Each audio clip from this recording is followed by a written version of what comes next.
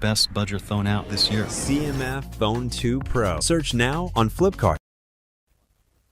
That went horribly wrong for the home team, and in fairness, India simply too good. The might of India, they flexed their muscle, they barely flexed any real muscle. They just did their thing and they blew away the UAE for 57 in a period of play where they got 41 in the power play and then lost 8 wickets for 16 runs. So we look back at what we can from their UAE innings in this first game for India in the Asia Cup on CMF by Nothing presents ESPN Cricket for Timeout. Sanjay, Bangar and Aakash Chopra were about 90 and 70 runs off with their predictions. I mean, there's not well done to India, but I almost you feel sorry for the UAE batters who've come up against an incredibly high level of bowling. Yeah, and if you haven't played this kind of quality in the past, it is very, very difficult. We saw some sparks of brilliance from Sharaf. He was very good actually. That hit over covers, that shot to Bumrah, that was brilliant. But then after his dismissal, that was just a procession of sorts. And wrist spin is obviously it's a difficult trait to master and to play against. But if you haven't played this quality ever, you are likely to come short, and this was like absolutely shocking from UAE's perspective. Sanjay, Bangar. Yeah, I think the approach, probably they would have spoken a lot about, taking India head on, not to get overawed by the superiority of the opposition, and that is where teams can find themselves in such a situation wherein, you try and take that bolder approach, but when the bolder approach doesn't work, then you sort of find yourselves in shambles, and that was the case probably this evening wherein UAE looked totally out of sorts. All right, we have to now put a bit of a disclaimer here and just put aside the ease with which India have managed to get the UAE dismissed. But look at important personal storylines. Kuldeep Yadav, who spent a lot of time warming benches across formats, is back, and it's always nice to see how the ball's coming out, what sort of fitness he seems to be possessing, and 4 wickets for 7 runs is very good returns. But what did you make of Kuldeep after we've seen him finally in action? That's exactly what you expected of Kuldeep, to be fair, because he's got the skills, and even though he was sitting and warming the bench, whenever he's played, he's looked in form wherever he's played, and IPL was a good example where he plays for a franchise that plays half the games on a very small outfield with a very flat pitch. He was excellent throughout the IPL for Delhi Capitals. So here he got an opportunity. This is the first opportunity, and absolutely bamboozled the batters. They had no clue. If you don't read from the hand, just forget it. There is no way you can actually tackle it, and they were completely at sea against Kuldeep. I wonder if you were of the opinion that you'd play, if it was one of Kuldeep or Varun, would you have played Kuldeep or Varun? Did you have an answer or an opinion on that before this tournament? If it has to be one, I would go with a player who has performed over a longer period of time, and that's where Kuldeep Yadav certainly fits the bill. So then I would want to sort of probe this question of, these kind of games, let's say Kuldeep Yadav is still potentially going to be a victim of some selection choices. If they go a seamer, it'll be at the cost of perhaps one of the 2 spinners. If he has a none for 10 or a none for 12 or a 1 for 8, as against say a 4 for 7 where the ball is landing nicely, where all the variations seem to be going well. Was this still an important game to give India the confidence that, you can actually play Kuldeep and Varun together, or would that decision be regardless of this game? I think it would be regardless of this game, because I think it's sort of inconsequential how this game pans out, and you're not going to read too much into Hardik Pandya just being bowled 1 over at the top. Of course. Then you would want to think of, is Shivam Dube your third seamer in the scheme of things? So I don't really think that this particular match will give you the insights into what the team management is thinking. Shivam Dube, best T20I bowling figures now recorded for Dube, 3 for 4. That was, again, the batting quality and lack of exposure and experience aside. Was there anything that stood out in either of your minds about just the way Dube was bowling? I mean, he was bending the back, is what we were discussing off air as well. That he's trying to hit the deck hard. But it's like if you're trying to gauge or judge a player, somebody who's in university already, and you're presenting like second grade exam papers, and you say, okay, does he know his additions and subtractions? I mean, what how can you actually judge? Let's be very honest, because you can only judge on the basis of how their skills are being countered. There is no counter. I mean, you bowl there, even if it's a straight ball, you get a wicket. How do you actually say, oh, this is good, this is what we like? Of course, the team management and the player himself have been there. It's not your fault if the opposition is weak. If you have a bat in hand, you score runs. If you have a ball in hand, you take wickets. So, take nothing away from the players who have performed. But since you're sitting outside and analyzing and trying to read into things, there is no evidence to read beyond the numbers that are suggesting he's got 3, he's got 2, he's got 1. That's it. I mean, you can also say Surya had every case to just continue bowling his best bowlers here, but he also brings in a Shivam Dube. He does, but before that he bowls 3 overs of Jasprit Bumrah right at the top. Now that's surprising because you don't really see that much happening.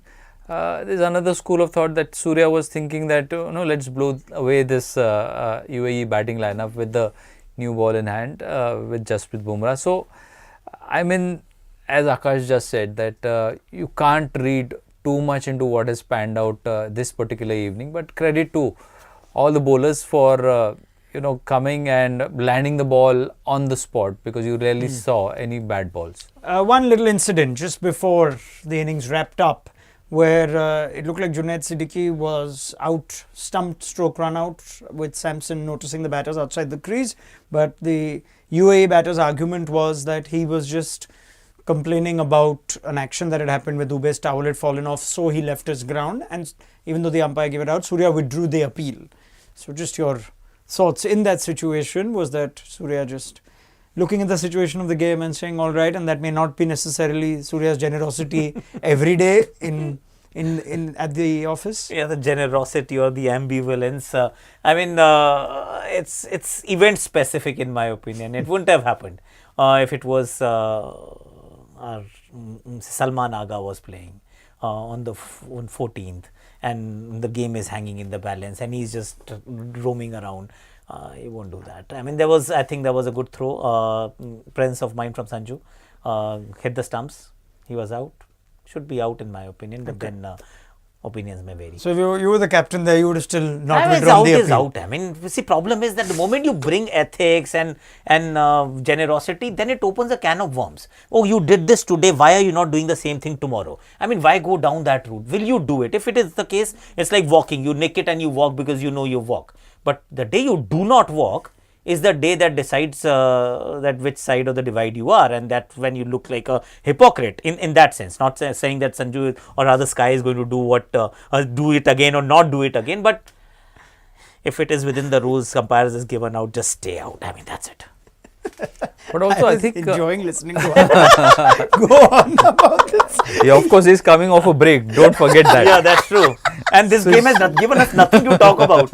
We can talk about India batting first. Actually, India should have batted first, like Afghanistan. But come to think of that, I think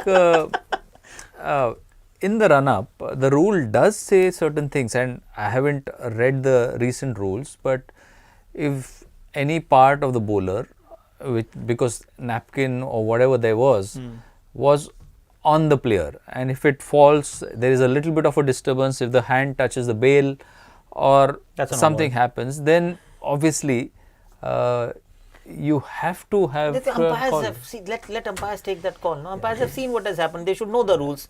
If they don't know the rules, they can talk to Anil Chaudhary also. We will probably see a reel also. Yeah, later. I mean, there are a lot of things that aren't necessarily the most polished moment for an international game. That rag falling off. Normally, if a batter is distracted, you bail out of the shot, and therefore the dead ball is at least the direct result. Once you've played a shot, if that ball goes straight up in the air, or he gets out in any other form of dismissal, it's not possible to really qualify it as a no ball or a dead ball there.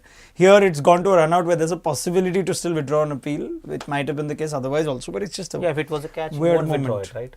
I mean, weird moment. Anyway, it was nice. It didn't really matter in the scheme of things, but it was just something. Else to talk we would have had nothing else. Yeah. What I will talk about is what you brought up towards the end of that answer last time about India batting first. This now almost leaves us with little to no room to identify what are India thinking with Samson and his position and whatnot. So, where does this leave us in terms of understanding what this Indian team is thinking? It's a sum zero game then. I mean, even if you, not even, if you will win in a canter and all of that, and you'll get to know nothing.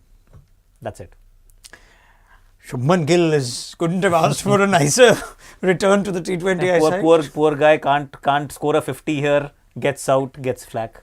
Some zero. Yeah, this is the kind of opinions people have these days. Everybody has them. That it's even one performance is going to trigger all sorts of reactions. So Gill returning to the side and all the opinions one might have on Jaiswal or on Samson or whoever else should be in this team and isn't.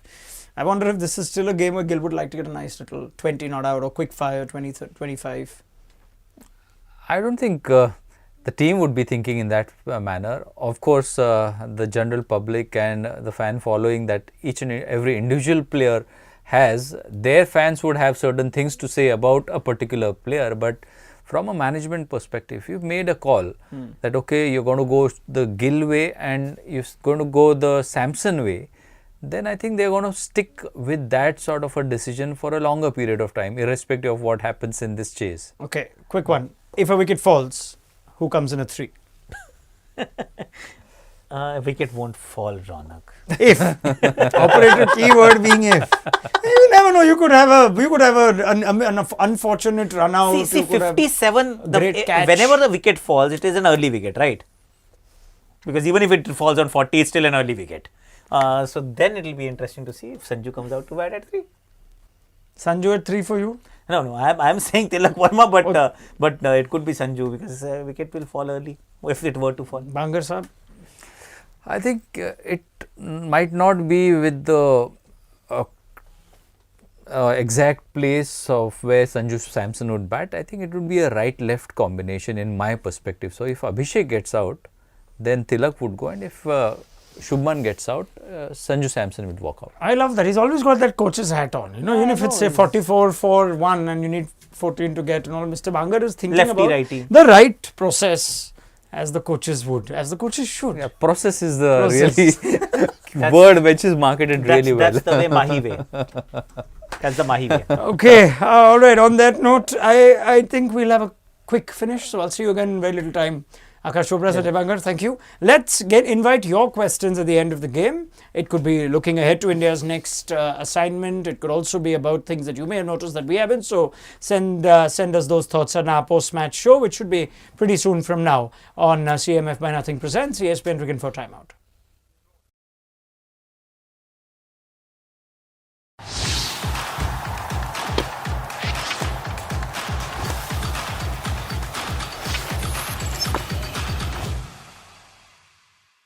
Best budget thrown out this year. CMF Phone 2 Pro. Search now on Flipkart.